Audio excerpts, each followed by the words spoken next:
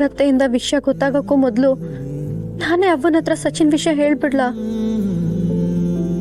ಅವ್ವಂಗ್ ಮತ್ತೆ ನಾನು ಮೋಸ ಮಾಡಿದೆ ಅಂತ ಅನ್ಸಿದ್ರೆ ಏನ್ ಮಾಡ್ಲಿ?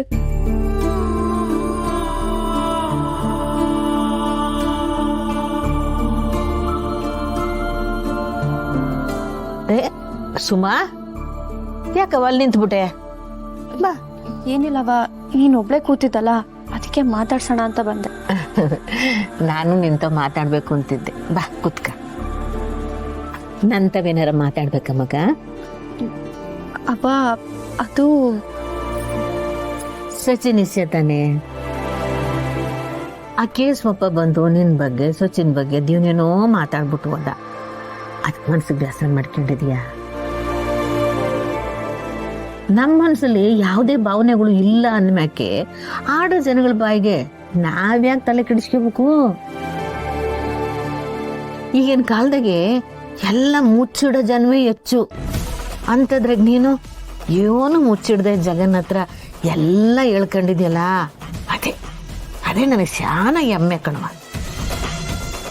ಆದ್ರೆ ನೀನು ಓಟೋಕಿತ ನಮ್ಮವ್ವನ ಒಪ್ಪಿಗೆನೇ ನನ್ನ ಒಪ್ಪಿಗೆ, ನಮ್ಮವ್ವನ ಒಪ್ಪಿಗೆನೇ ನನ್ನ ಒಪ್ಪಿಗೆ ಅಂತ ಹೇಳ್ದಾಗೆಲ್ಲ ನಂಗೆ ಶಾನ ಆತಂಕ ಆಯ್ತಾ ಇತ್ತು. ಆದ್ರೆ ಈಗ ಎಲ್ಲದಕ್ಕೂ ಒಂದು ಅಂತ್ಯ ಆಗೋಯ್ತು ನೋಡು. ನೋಡ, ನೀನು ನನಗೆ ಕೊಟ್ಟು ಮಾತನ್ನ ಉಳಿಸ್ಕೊಂಬಿಟ್ಟಲ್ಲ, ನನಗೆ ಶಾನ ಸಂತೋಷ ಆಗದೆ. ನನ್ನ ಕೋತಿ ಮರಿ ನೀನು ನನ್ನ ಮಗಳಾಗಿ ಹುಟ್ಟಿದ್ದಕ್ಕೂ ಸಾರ್ಥಕ ಆಯ್ತು ಕಣ ಮಗ, ಸಾರ್ಥಕ ಆಗೋಯ್ತು. ಅದು ಯಾವ್ರು ನಿಂಗೆ ಒಳ್ಳೆ ಜೋಡಿನೇ ಆಯ್ಕೆ ಮಾಡೋನೆ ಮಗ.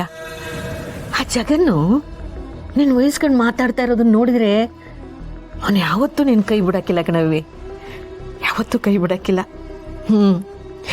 ಒಳ್ಳೇದಾಗ್ಲಿ ಮಗ, ಒಳ್ಳೇದಾಗ್ಲಿ. ಅವ್ವ ನನ್ನ ಮೇಲೆ ತುಂಬಾನೇ ನಂಬಿಕೆ ಇಟ್ಕೊಂಡಿದ್ದಾಳೆ. ಈ ನಂಬಿಕೆ ನಾನು ಹೇಗ್ ಮುರಿಲಿ?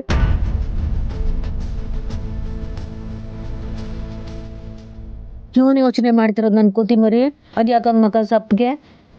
ಓಹೋ, ನಾನು ಗಂಡನ ಮನ್ಗೆ ಹೋದ್ಮ್ಯಾಗೆ ನಮ್ಮ ಅವನ ತಲೆ ತಿನ್ನಕ್ಕಿಂದ ಯಾರು ಇಲ್ವಲ್ಲ ಅಂತನೋ ಏನು ಯೋಚನೆ ಮಾಡಬೇಡ. ಭಾರಕ್ಕೊಂದ್ಕಿತಬ್ಬ ನನ್ನ ತಲೆ ಕೈ ಕಾಲು ಎಲ್ಲ ತಿನ್ನುವಂತೆ ಆಯ್ತಾ?